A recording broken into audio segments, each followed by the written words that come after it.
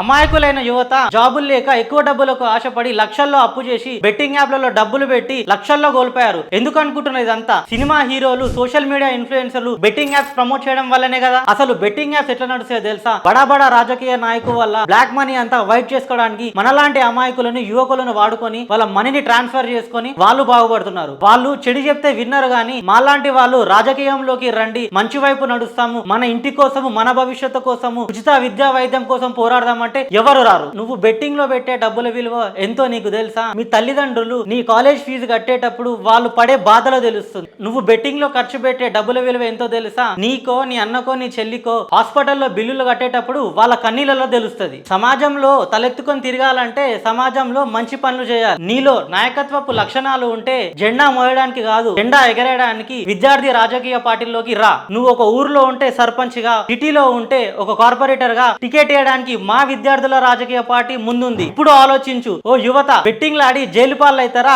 రాజకీయాల్లోకి వచ్చి లీడర్లు అవుతారా?